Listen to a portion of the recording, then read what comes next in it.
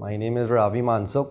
I work with the Access Department at Stork Technical Services as a scaffolding supervisor. Okay, so I want to start off by saying that I was on a platform offshore where I got the news stating that I am a primary contact with the COVID-19 and they are going to medevac me to go home to do the COVID-19 test, which is the swab test. And what happened exactly is that I was in shock. I didn't know how to really take up a phone and call my family at home.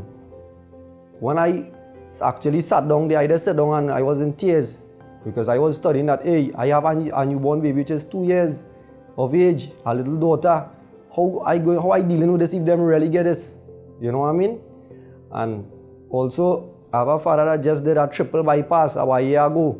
If them really get contacted with this virus, how could they actually really deal with this? I'm probably stronger than them. And then the next thing is, I at home is the sole provider. I'm the only person that really working home by me to provide for my family. And if I really contracted with this, how am I going forward? You know what I mean? So after that, I took the phone and I called her because they was going on medevac us to go home, to go off, to find out if we had this virus. And when I called her, every time I started talking to my wife, she burst down in tears. Then also at some point I couldn't even talk because while I was talking I was in tears because I was studying what next. How am I going to deal with this? If it is I test positive, what forward? You know, because I was placed in the line of fire.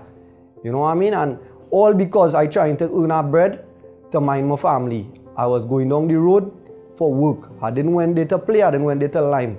And also, I just want to share with you, when I came off and I got the test back and they said that I am negative, I still had to go in a self-quarantine again for another 14 days, where I went home to my family, right?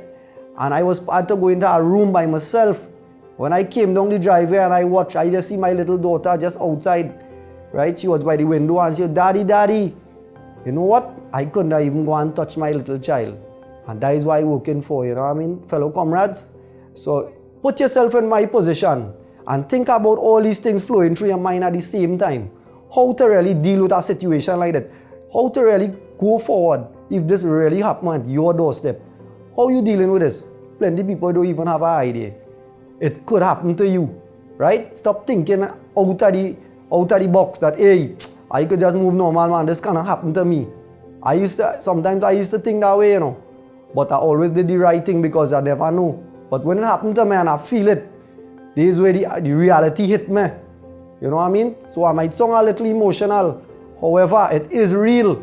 COVID-19 is real, right? So I just want to thank each and everyone for taking the time, for sharing my experience, for taking the time to listen with my experience that I'm sharing with you today, fellow comrades.